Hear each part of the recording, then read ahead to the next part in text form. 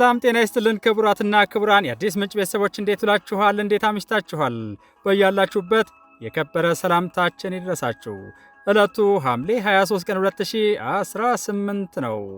አሁን የደረሱንን ሰበር መረጃዎችና የዕለቱን አበይት ዜናዎች ቀጥሎ እናቀርብላችኋለን። ከመረጃዎቹ ጋር አብሬያችሁ ቆይታ የማደርገው የእናንተው ውብሸት ታየ ነኝ። ወደ መጀመሪያው ሰበር መረጃችን ስንሸጋገር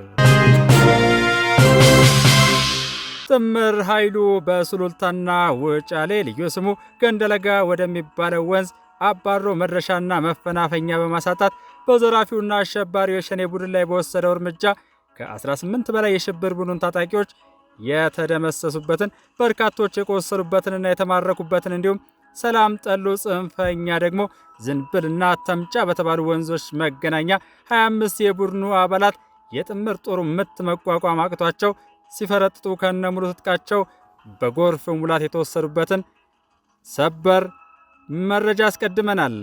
ወደ ዝርዝሩ ስንገባ ስድስተኛ ዕዝ በተሰጠው የግዳጅ ቀጠና በአሸባሪና በጽንፈኛ ቡድኖች ላይ እየወሰደ ያለውን እርምጃ አጠናክሮ መቀጠሉን የዕዙ ዋና አዛዥ ሜጀር ጄኔራል ብርሃኑ ጥላሁን ገልጸዋል። ማንኛውንም የአየር ጸባይ የሚቋቋመው ሰራዊታችን የክረምቱን ወቅት ተጠቅሞ የሽብር ተግባር ለመፈጸም የተሳሳተ ስሌት ይዞ ብቅ ያለውን ጠላት እንዳመጣጡ ተገቢውን እርምጃ በመውሰድ በርካቶችን ከጥቅም ውጭ ማድረግ ችሏል ብለዋል።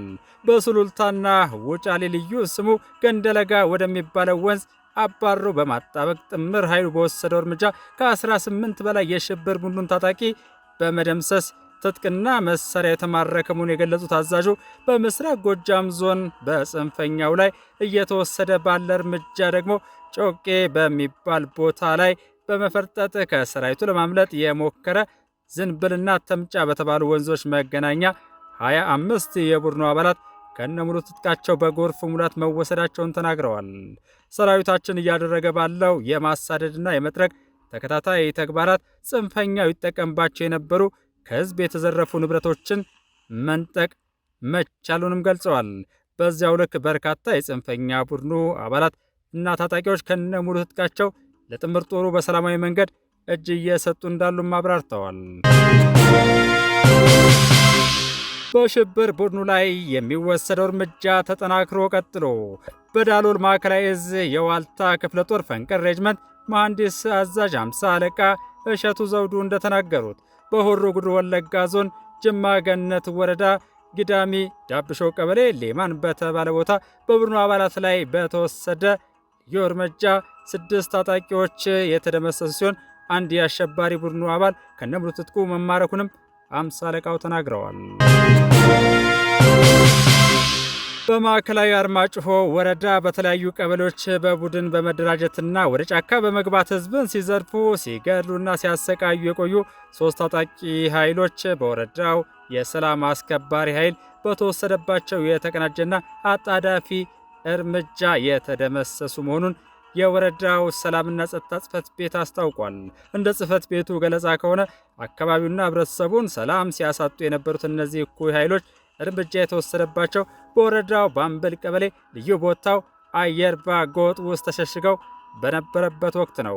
የጸጥታ ኃይሉ ባደረገው ጥብቅ ክትትልና በታቀደ ስምሪት በተወሰደው የማጥቃት እርምጃ ታጣቂዎቹ ተደምስሰዋል። በተወሰደው እርምጃም ታጣቂዎቹ ለጥፋት ሲጠቀሙበት የነበሩ መሳሪያዎች ከመሰል ተተኳሾች ጋር እንዲሁም ወሳኝ የሰነድ ማስረጃዎች መያዛቸውን ለማወቅ ተችሏል። የወረዳው የሰላምና ጸጥታ ጽሕፈት ቤት አክሎ እንደገለጸው የአካባቢውን ህዝብ ሰላምና ደህንነት ለማረጋገጥ የህግ የበላይነትን ለማስከበርና መሰል የወንጀል ድርጊቶችን ከስር መሰረቱ ለማጥፋት የሚደረገው የተቀናጀ እርምጃ አሁንም ተጠናክሮ የሚቀጥል ይሆናል ያለ ሲሆን ህብረተሰቡም ለአካባቢው ሰላም መከበር የሚያደርገውን እገዛ አጠናክሮ እንዲቀጥል ጥሪ አቅርበዋል። ወሳኝ መረጃዎቻችን ቀጥለዋል። በሌሎች አካባቢዎች ያልተሳኩ እኩይ ፍላጎታቸውን ለማሟላት በኦሮሚያ ክልል ምስራቅ ወለጋ ዞን አንዳንድ አካባቢዎች የሚንቀሳቀሱ የጽንፈኛውና የኦነግ ሸኔ ጥምረት የታየ ሲሆን ህብረተሰቡ ከነዚህ አካላት ጥምረት ራሱን ሊከላከል እንደሚገባ ማሳሰቢያ ተሰጥቷል። ሰሞኑን በምስራቅ ወለጋ ዞን አንገር ጉትን ወረዳ የዞንና የወረዳ እንዲሁም የዳሎል ማዕከላዊ ዕዝ ኮማንድ የኮርና የክፍለ ጦር ኮማንድ አባላት በጋራ በመሆን የአካባቢውን ሰላም መመለስ በሚቻልበት መንገድ ላይ የመከሩ ሲሆን በዚህም የሰላሙ ባለቤት የሆነው የአንገር ጉትንና አካባቢው የአንበሳውን ድርሻ በመውሰድ የሰላሙ ተዋናይ ሊሆን እንደሚገባ የማዕከላዊ ዕዝ አዛዥ ሌተናል ጄኔራል ዘውዱ በላይ አስገንዝበዋል። አካባቢው ከተለያዩ ብሔሮች ወደ ስፍራው በመስፈር ለረጅም ጊዜያት በመከባበርና በአብሮነት የኖሩበት በአንድ ላይ የሚያለሙት ነው ያሉት ጄኔራል መኮንኑ የቋንቋና የባህል ልዩነት ሳይገድባቸው ተዛምደውና ተዋልደው አብሮነታቸውን ያጸኑበት አካባቢ መሆኑንም አንስተዋል። አሁን ግን ጽንፈኛ ቡድን በሌሎች ቦታዎች የተቀማቸውን ድሎች ለመመለስ የተለያዩ ብሔሮች ያሉበትንና ልዩነትን እንደ መልካም አጋጣሚ ተጠቅመው የመስፋፋት ትርክት እየሰበከ በክልሉ ተወላጆች ላይ ከኦነግ ሸኔ የሽብር ቡድን ጋር ተባብሮ እየተንቀሳቀሰ ሲሆን ማዕከላዊ ዕዝ የቡድኑን ፍላጎት በመንፈግ ሰብአዊና ቁሳዊ ኪሳራ እያደረሰበት ይገኛል ብለዋል። የምስራቅ ወለጋ ዞን አስተዳዳሪ አቶ አጋሪ ነገራ በበኩላቸው አንገር ጉትንና አካባቢው በርካቶች ሰርተው የሚያድሩበትና አካባቢው በግብርና መስክ የጎለበተ ሲሆን ህብረተሰቡ አብሮ የኖረ በምንም ምክንያት መራራቅ የማይችል መሆኑን ተናግረዋል። ጽንፈኛው ቡድን የአካባቢውን መልክዓ ምድር ተጠቅሞ ከኦነግ ሸኔ ጋር በመተባበር ሰላምን በማወክ ልማትን በማደናቀፍ ህዝቡን ለእንግልት ለመዳረግ እየጣረ ነው ያሉት አቶ አጋሪ ነገራ የክልሉ አመራርና የጸጥታ ኃይሉ ህብረተሰቡን በመጠበቅ ኃላፊነቱን ለመወጣት ቁርጠኛ ነው። በመሆኑም ህብረተሰቡ ለጠላት መደበቂያ ከመሆን በመቆጠብ ሰላሙን መጠበቅ ይገባዋል ሲሉ አሳስበዋል። በዕለቱ በውይይቱ ላይ ተሳታፊ የነበሩት አካላት እንደገለጹት በወረዳው እየተሰሩ ያሉ የመንግስት የልማት ፕሮጀክቶችን ተንቀሳቅሰው የጎበኙ ሲሆን ይህንኑ ለማስቀጠል ሰላም ዋነኛው ጉዳይ መሆኑን አስምረውበታል። የምስራቅ ዕዝ ዋና አዛዥ ሌተናል ጄኔራል መሐመድ ተሰማ ከአዊ ብሔረሰብ አስተዳደር ዞን ከፍተኛ መሪዎች ጋር በዞኑ ባከናወኗቸው የሰላም ተግባራት ዙሪያ የመከሩ ሲሆን የሀገር መከላከያ ሰራዊትና ህዝቡ ባደረጉት ተጋድሎ ታጣቂ ጠላቶች እየተመቱ አስታጣቂዎቹም ተስፋ እየቆረጡ መሆኑን ተናግረዋል። በ2015 ገጥሞ ከነበረው የሰላም እጦት ችግር በመውጣት ዛሬ ላይ በቀጣይ እቅዶች ላይ ለመነጋገር የተቻለው የክልሉና የዞኑ ከፍተኛ መሪዎችና የጸጥታ አካላት ህዝቡን ለማገልገል ቁርጠኛ ሆነው ባደረጉት ከፍተኛ ጥረት መሆኑንም አዛዡ ተናግረዋል። አሁን ግዳጅ እየፈጸምን ያለነው የኢትዮጵያን መፍረስ ከሚሹ ኃይሎችና ባንዳዎች ላይ በመሆኑ ይህንኑ አጠናክረን እንቀጥላለን። እየተደመሰሰ ያለው ጽንፈኛ ቡድን ታሪካዊ የሀገር ጠላቶችን ለማንገስ የሚውተረተር ስለመሆኑም ጠንከር ባለ ቃል ገልጸዋል። የጥፋት መልእክተኛውን ሴራ ማክሸፍ ማለት የኢትዮጵያን ሰላምና ልማት ማረጋገጥ መሆኑንም አዛዡ ገልጸዋል። እነዚህ የጽንፈኛው አዝማቾች በጀግኖች አባቶቻችንም ሆነ በዚህ ትውልድ ደጋግመው የተሸነፉ በራሳቸውም ሆነ በባንዳዎች ለዘመናት የእጅ አዙር ጥቃት ቢሰነዝሩም እየተደቆሱ ህልማቸው የመከነባቸው ብረት አምላኪዎች መሆናቸውንም አስገንዝበዋል። ታሪካዊ ጠላቶች ዛሬም ይህን ጽንፈኛ ኃይል በማደራጀት በማስታጠቅና በማዝመት ስልጣንን በእጃችን እናስገባለን የሚለው ዲስኩራቸው እንደ ጉንበኑ መቅረቱንም ሌተና ጄኔራል መሐመድ ተሰማ አንስተዋል። ሀገራዊ ምርጫውን ለማደናቀፍ አቅማቸውን አሟጠው ሲፍጨረጨሩ እንደነበር አውስተው እነሱም ተመተው ህዝቡም የሚበጀውን መርጦ ሁለት ሽንፈት ቀምሰዋል ተከናንበዋልም ብለዋል። በአሁኑ ሰዓት ባዕዳን ጠላቶች ቅጥረኞችን እየገዙ ቢያሰማሩም የሀገር መከላከያ ሰራዊትና ህዝቡ ባደረጉት ተጋድሎ ጠላቶች እየተመቱ አስታጣቂዎቹም ተስፋ እየቆረጡ መምጣታቸውንም ተናግረዋል። ሰራዊቱ በጽንፈኛው ላይ ባሳረፈው ጠንካራ ምት አሁን ላይ በዞኑ በሰፈነው ተነጻጻሪ ሰላም በአዊ ብሔረሰብ አስተዳደር የልማት ስራዎች ተጀምረዋል። ህዝቡም መንቀሳቀስና የመንግስትንና የግል ድርጅቶችን አገልግሎት ያለ ችግር ማግኘት መቻሉንም ገልጸዋል። ጠላት ተመቶ በአንድ ቦታ መዋል ማደር የማይችልበት ደረጃ በመድረሱ ተስፋ እየቆረጠ ነው። ይህም የሆነበት ምክንያት ሰራዊቱና ብሔረሰብ አስተዳደሩ ባመጡት ድል ነው ብለዋል አዛዡ። ፈጣን ተንቀሳቃሽ የጸረ ሽምቅ ስምሪት በሚሰማራበት በዚህ ወቅት የድሉን ቀጣይነት ለማረጋገጥ የብሔረሰብ አስተዳደሩ የጸጥታ ኃይሎች ወረዳ ከወረዳ በኦፕሬሽን ግዳጁና ጽንፈኛውን ከህዝብ በመነጠል ተግባራቱ ተቀናይተው እኩል ስምሪታቸውን በመፈጸም ሚናቸውን እንዲወጡም አሳስበዋል።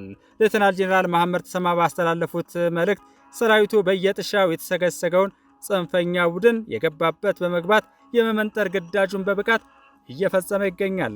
ከክልሉ ህዝብና የጸጥታ ኃይል ጋር በመቀናጀት የተጀመረው ህግ የማስከበር ተልዕኮ አስተማማኝ ሰላም እስኪመጣ ድረስም ተጠናክሮ ይቀጥላል ብለዋል። ክቡራትና ክቡራን የአዲስ ምንጭ ቤተሰቦች አሁን ደግሞ ኢትዮጵያ እየመከረች ነውና ሀገራዊ የምክክር ኮሚሽኑ እየተካሄደበት ባለው መድረክ እጅግ ወሳኝ የሆኑ መደመጥ ያለባቸው ጉዳዮች ቀጥሎ አቀርበንላችኋል። አብረን እንከታተል።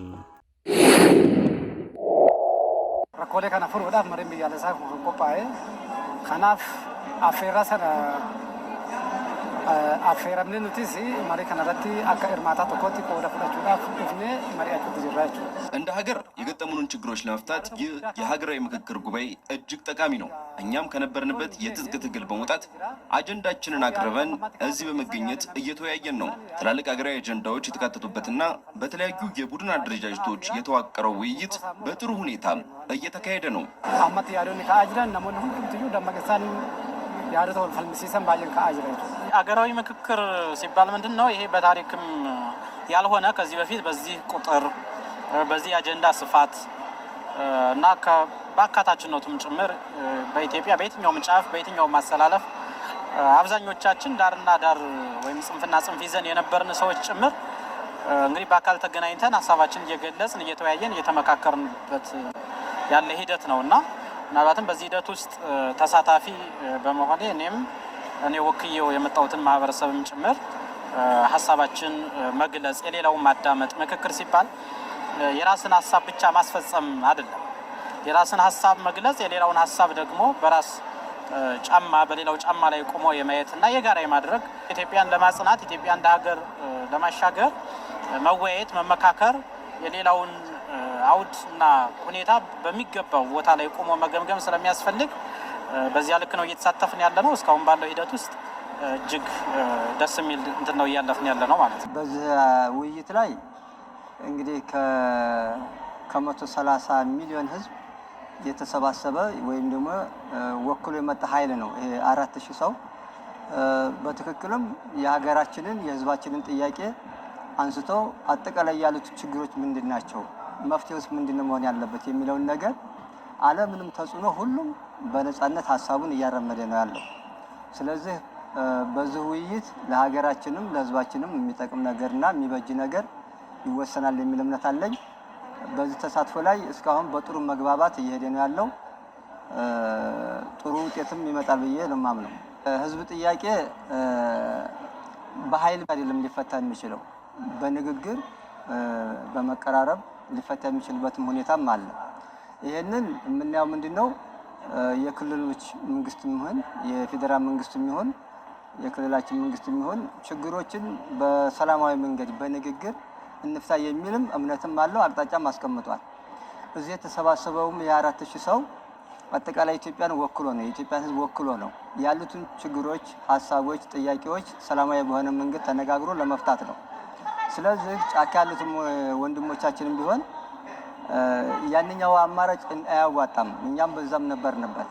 ስለዚህ በንግግር ችግሮች እንፍታ የሚል አቅጣጫና እምነትም ተቀምጦም ስለሆነ ይሄ ውይይት እየተካሄደ ያለው ያኛው አማራጭ እንዳልሆነም ወንድሞቻችን አውቀው ይሄኛውን አማራጭ በመውሰድ ስለዚህ ያላቸውን ሀሳብ ይሁን ጥያቄ ሰላማዊ በሆነ መንገድ ማቅረብ ነው።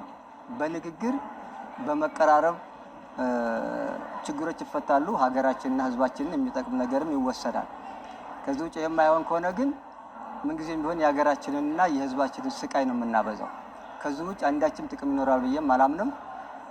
በጫካ ያሉትም ወገኖች ይህንን አማራጭ መውሰድ ያለባቸው በመቀራረብ ከክልሉ መንግስት ጋር ይሁን ከፌደራል መንግስት ጋር ይሁን በመነጋገር የሀገራችንን ችግር የህዝባችንን ችግር መፍታትና ማቃለል አለብን የሚል እምነት ነው ያለኝ። አሁን እኮ እዚህ ያለ ሰው የሚወያይበት ያለ አጠቃላይ የአንድ አካባቢ ያለ ችግር ብቻም አይደለም፣ እንደ ሀገርም ያለ ችግር ነው፣ እንደ ህዝብም ያለ ችግር ነው። ስለዚህ የሀገር ችግር ከተፈታ አጠቃላይ የህዝብ ችግር ከተፈታ አንተ አሳካዋለሁ የምትለውን ጥያቄ ሁሉ ታሳካዋለህ ማለት ነው። ስለዚህ ይሄ ችግር የሁሉንም የሚያይ ነው፣ የሚዳስስ ነው። ስለዚህ ጫካ ያሉት የሚሆን ያኛውን አማራጭ እንደማያዋጣ አውቀው ይሄኛውን አማራጭ መውሰድና ለህዝባችን ለሀገራችን የሚበጀውን ነገር በመመካከር ማስቀመጥ አለብን የሚል እምነት አለኝ። በዚህም ልክ እነሱ ማየት አለባቸው የሚል ሀሳብ ነው ያለኝ። እኔ እስካሁን ባየው ጥሩ ነው። እንግዲህ ከታች ወደ ላይ ነው ውይይቱ እየተካሄደ ያለው። በጥሩ መግባባት በጥሩ ስሜት እየሄደ ነው ያለው። ምናልባት ግለሰቦችም አንዳንድ ጥያቄ ላይ ላይስማሙ ይችላሉ። ከማንም በላይ ግን የፈለገ ሀሳብ ይኖረው የፈለገ አስተያየት ይኖረው ማንኛውም ሰው ከሀገር በላይ ከህዝብ በላይ ማንም የለም። ሁላችንም ከሀገርና አጠቃላይ ከህዝብ በታች ነው። ስለዚህ ሀገርን እንደ ሀገር ማስቀጠል ነው፣ ህዝብን እንደ ህዝብ ማስቀጠል ነው። የፈለገ ግለሰብ የሆነ ሀሳብ አስተያየት ሊኖረው ይችላል። ያን ወደ ጎን ትተን ሀገራችንና ህዝባችን በሚበጀው ላይ ግን እስካሁን በማየው ነገር ጥሩ መግባባት አለ። እንግዲህ ወደ ላይ ያደገ ሲሄድ ይሄው ይኖራ ብዬ ነው የማምነው። ዞሮ ዞሮ ለሀገራችንና ለህዝባችን የሚበጅ ነገር ይወሰናል ብዬ ነው የማምነው። እኔ ተስፋ አለኝ።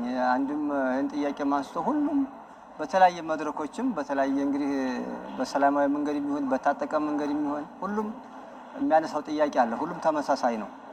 ስለዚህ በአሁን ባለው መንፈስ በዚህ ውይይት ጥሩ ውሳኔ ይወሰናል። ሀገራችንንም ህዝባችንንም የሚጠቅም ውሳኔ ይወሰናል ብዬ ነው የማምነው። የተሻለች ሀገርን እንደምትሆን እንደምትረጋጋም ተስፋ አለኝ።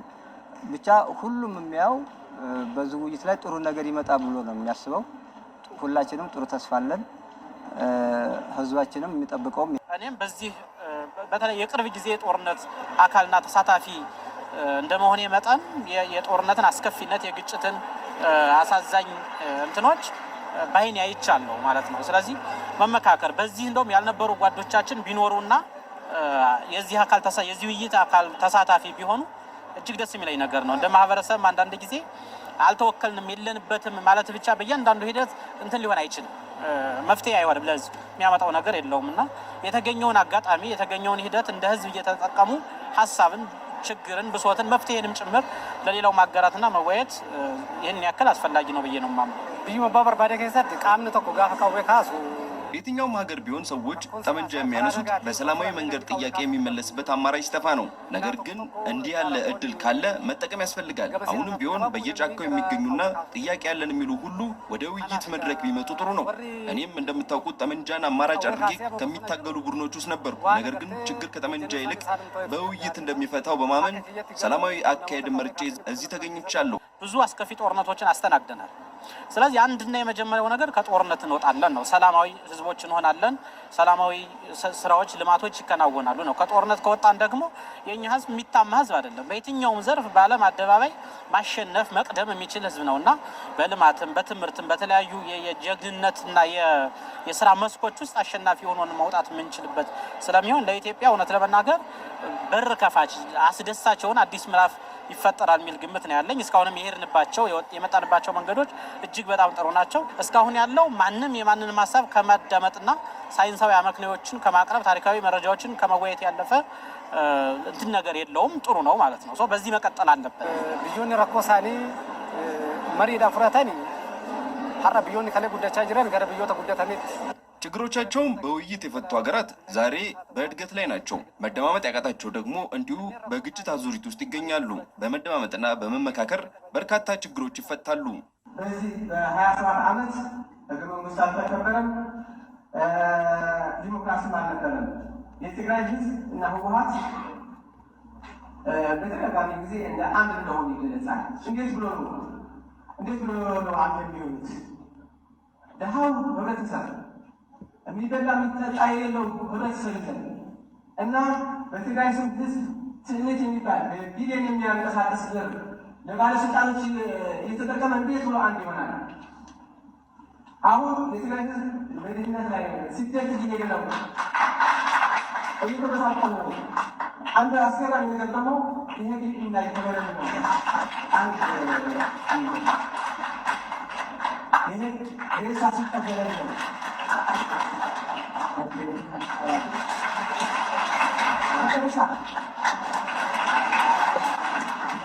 የትግራይ ህዝብ እንደ ዘንድሮ በተለይ በዚህ አንድ አመት በዚህ 2 አመት ለህወሓት ሙሉ በሙሉ ነጥሎ የተፋው ጊዜ የለም። ከየመቼም ጊዜ በላይ ከትግራይ ህዝብ ተነጥሎ የተተፋበት አሁን ነው። አሁን የትግራይ ህዝብ ሁሌ ህወሓት ካፉ አይጠፋም፣ ግን በተግባር ግን በተለይ አሁን ብትወስደው የሆነ መመሪያ ቢያወጣ አዋጅ ቢያወጣ ትዕዛዝ ቢያወርድ ምንም አይነት ቅቡልነት የለውም እና ከፍተኛ የቅቡልነት ችግር አጋጥሞታል። በራሱ በተለይ ከፕሪቶሪያ መፈረም በኋላ ከፍተኛ ወደ 3 ነው የተከፋፈለው። ፓርቲ ወደ 3 ተከፋፍሏል። አሁን የቀረው በጣም አክራሪው ኃይል የሚባል የአንድ ቤተሰብ ስብስብ ነው። ከዛ የዘለል አይደለም። የተወሰኑ ታጣቂዎችም ጀነራሎች አሉ። እነሱ በጥቅምና በትዳር የተዛመዱ ናቸው። አሁን ሙሉ በሙሉ ሊባል በሚችል የትግራይ ህዝብ በአንጻሩ ተሰልፈዋል ማለት እንችላለን። ለምሳሌ አሁን ህወሓት እንደሚታወቀው ሁሌ ችግሮችን በጦርነት መፍታት የሚፈልገውና አሁን ያለው ከፌዴራል መንግስትም ከሌሎች አካላትም ችግሮችን በኃይል መፍታት ሲሞክር ወጣቶችን ኮንፈረንስ አካሂዶ ነበረ። መፈንቅለ መንግስት ካካሄደ በኋላ ለጌታቸው ረዳ መፈንቅለ መንግስት አካሄደ። ቀጥሎም ለጀነራል ታደሰ ወረደ በመፈንቅለ መንግስት ነው የጣለው። ከዛ ወደ ህዝብ ኮንፈረንስ አካሂዳሉ ሲል ሙሉ በሙሉ እኛ ጦርነት አንፈልግም፣ እናንተ መምራት አልቻላችሁም የሚል ግልጽ አቋም አቅርቧል ህብረተሰቡ። ይህን እያለ ህብረተሰቡ አቋም ገልጾ እያለው ያው የሞት የሽረት እውነት ጦርነት እናካሄዳለን ከሻዕቢያና ከፋኖ ጋር ጽምዶ ፈጥረን እንዋጋለን የሚል መመሪያ ወጣ። ህብረተሰቡ እምቢ አለ ሙሉ በሙሉ። በተለይ ወጣቱ ሽማግሌዎችና አዛውንቶችን ነበረ ስናይ አሁን ሰውን የምታየው ይሄ አሳምኖ እንደ ድሮ ማለት ነው። ድሮ በተለያየ መንገድ የተወሰነ ህዝቡን አሳምኖ ወደ በረሃ ያወጣ ነበረ፣ ለትግል ያዘጋጅ ነበረ። አሁን ሙሉ በሙሉ እኛ ጦርነት አንፈልግም፣ የሞት ነው ባለፈው ጦርነት የሞት ነው እኛ ነን፣ እናንተና ልጆቻችሁ አልሞታችሁ፣ ካሁን በኋላ ለእናንተ ስልጣን ብለን አንሞትም የሚል ግልጽ አቋም በመያዙ የወሰደው እርምጃ በኃይል አፈሳ ነው። ወጣቱ በኃይል እያፈሰ ወደ ኤርትራ ወደ ሱዳን የሸጠ ነው ወጣቱን፣ የባሪያ ንግድ ማለት እንችላለን። እና አሁን ሰዓት እናቶች ልጆቻችን አንሰጥም የሚል ከፍተኛ ህዝባዊ ተቃውሞ እምቢታ እያካሄዱ ነው። አሁን እንደ ዋናው የስልጣኑ ምንጭ አድርጎ እየወሰደው ያለው ሻዕቢያ ነው። ጽምዶ ይላል። ጽምዶ አሊያንስ ከውጭ ኃይላት ከግብፅም ሊሆን ይችላል፣ ከሱዳን ከኢትዮጵያ ጠላቶች ድጋፍ አግኝቼ ወደ ስልጣን እመለሳለሁ ነው እያለ ያለው። እና እንዳልኩህ ፕሪቶሪያ አንጻራዊ ሰላም አምጥቶ ነበር ለትግራይ ህዝብ። ተፈናቃዮች እንዲመለሱ፣ ግዛታዊ አንድነቱም እንዲመለስ፣ ሰላምም እንዲሆን ከፍተኛ ተስፋ ተደርጎበት ነበርና አሁን ሌሎችን ሲከስ የነበረውን የምዕራብ ትግራይ ህዝብ ወደ ቤቱ እንዳይመለስ እንቅፋት ሆነዋል ብሎ ሌሎችን ሲከስ ነበር። አሁን ግን ሁሉም ትተው ወደ 4 ኪሎ ነኝ እያለ ነው። እና ይሄ ኃይል ስልጣን ካልያዘ ወይ ደግሞ በጠንጃ ካልተንቀሳቀሰ አንድ ቀን እንኳን ማደር የማይችል ሱሰኛ ኃይል ነው። የጽንፈኛ ቡድን ከልቂት ያለፈ የሚፈጥረው ነገር አለ ወይ ለትግራይ የሚሆን እሱ መሳሳል ነው። በቃ በየ5 ዓመቱ ጦርነት የፈለፈለ የፈጠረ ነው ለትግራይ ህዝብ። የትግራይ ህዝብ ከዚህ ያተረፈው ካለ ሞት፣ የአካል መጉደል፣ መፈናቀል፣ መጎሳቆል ነው እና ምንም አይነት ጥቅም ከዚህ ኃይል አግኝቶ አያውቅም። ሙሉ በሙሉ በሚባል ደረጃ የትግራይ ህዝብ ከህወሓት ወጥቷል ወይም ነጥሎታል። ኃይሉ ግን ከጠመንጃ ውጪ አንድ ቀንም ማደር ስለማይፈልግ በሰላም ማስተዳደር ስለማይችል አሁንም ከሻዕቢያም ከሱዳንም ከፋኖም ከሌሎችም እንትን እያበረም እየተባበረም ከአልሸባብም ጭምር አብረን እንሰራለን ብለዋል። እና ይሄን ደግሞ ለህዝብ ዓላማ ለህዝብ ጥቅም ለትግራይ ህዝብ ጥቅም አይደለም፣ ለራሳቸው በኢትዮጵያም እንደሚታወቀው 27 ዓመት ገዝተዋል። በትግራይም ከዛ በኋላም ያለውን የትግራይ ሪሶርስ የኢትዮጵያ ሪሶርስ የዘረፉትን እንትን ለመብላትና የሰሩትም አለ የጦር ወንጀል አለ፣ ሌላ ወንጀሎች ስላሏቸው ተጠያቂነት እንዳይኖር ነው ይሄን ጠመንጃ እንደ ከለላ እየተጠቀሙበት ያለውና ይሄ ኃይል ምንም አይነት ህዝባዊ ቅቡልነት የለም። የትግራይ ህዝብ በተለይ አሁን እንዳልኩ የመከፋፈሉ የፖለቲካ ኃይል ብቻ አይደለም። የቲዲኤፍ አንዱ ኃይልም ቲዲኤፍ ወደ 2 ነው የተከፈለው። አሁን የሰላም ኃይል ተብሎ በሐራ መሬት ነው ያለው። ይሄ ኃይልም ምንድነው ያለው? እኛ የአንድ ፓርቲ አገልጋይ መሆን አንችልም፣ የህዝባችን ብቻ ነው መሆን የምንችለው የሚል ህዝባዊ የሆነ ዓላማ ይዞ ከህወሓት አገልጋይነት ወጥተናል የሚል አውጇል።